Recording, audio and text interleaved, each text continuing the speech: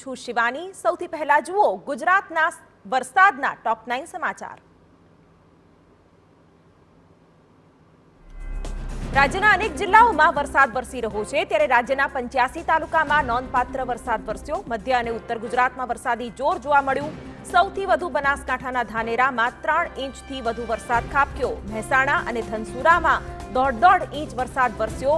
વીરપુર, શહેરા અને ગરુડેશ્વરમાં 1.25 ઇંચ વરસાદ વરસ્યો, તો રાજ્યના 13 તાલુકાઓમાં 1 ઇંચથી વધુ વરસાદ।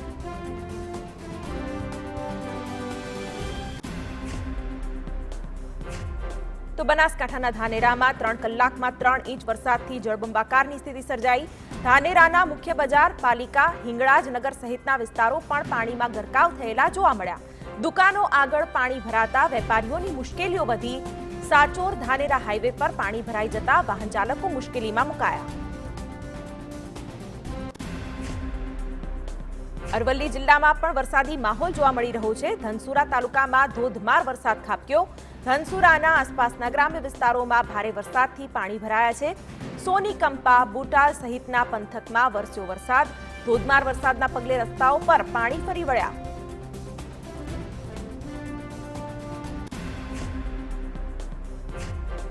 અમરેલી જિલ્લાના વિવિધ વિસ્તારોમાં આજે વરસાદી માહોલ રહ્યો।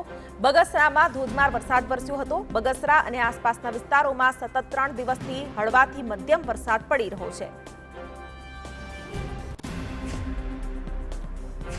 ભાવનગર જિલ્લામાં વરસાદી માહોલ જામ્યો છે। મહુવા શહેર અને ગ્રામ્ય વિસ્તારોમાં મેઘરાજા મન મૂકીને વરસ્યા છે। મહુવા શહેરના વાસી તળાવ, ગાંધીબાગ, હોસ્પિટલ રોડ, બગીચા ચોક, સ્ટેશન રોડ સહિતના વિસ્તારોમાં ધોધમાર વરસાદ વરસ્યો। ભારે વરસાદથી અનેક વિસ્તારોમાં પાણી ભરાયા। કોંજણી, કાળેલા, સેદરડા સહિતના ગામોમાં ભારે વરસાદ વરસ્યો।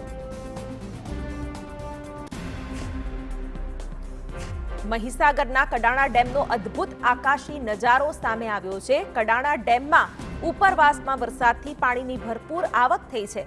પાણીની આવકથી ડેમના 15 દરવાજા 7 ફૂટ સુધી ખોલવામાં આવ્યા છે।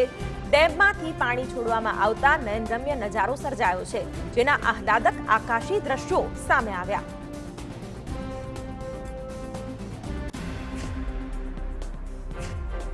છોટાઉદેપુરને મેઘરાજાએ ધમરોળ્યું છે। કવાંટના સમલવાડ ગામે ભારે વરસાદથી નદીના કોઝવે પર પાણી ફરી વળ્યા છે। ધસમસતા પાણીના પ્રવાહમાં લોકો જીવના જોખમે અવરજવર કરતા નજરે પડ્યા હતા। પાણીના પ્રચંડ પ્રવાહમાં જીવના જોખમે વિદ્યાર્થીઓ પસાર થઈ રહ્યા છે। વિદ્યાર્થીઓ પોતાને પાણીના પ્રવાહમાં બચાવવા માટે એકબીજાના હાથ પકડી પસાર થઈ રહ્યા છે।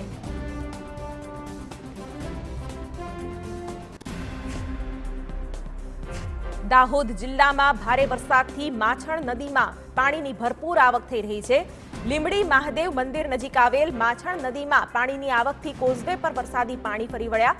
કોઝવે પાણીમાં ગરકાવ થતા માર્ગ પર પસાર થવું પણ મુશ્કેલ બન્યું। જીવના જોખમે સ્થાનિકો અને વાહન ચાલકો પાણીના પ્રવાહ વચ્ચેથી પસાર થવા મજબૂર।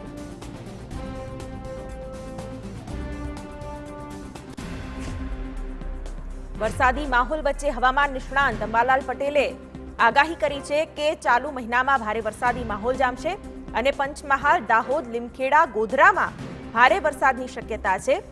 આણંદ, વડોદરા, નડિયાદમાં 3 થી 4 ઇંચ વરસાદ પડી શકે છે। પંચમહાલના ભાગોમાં 4 ઇંચ જેટલો વરસાદ પડવાની શક્યતા। પાટણ, અમદાવાદ, ગાંધીનગરમાં પણ વરસાદની સંભાવના।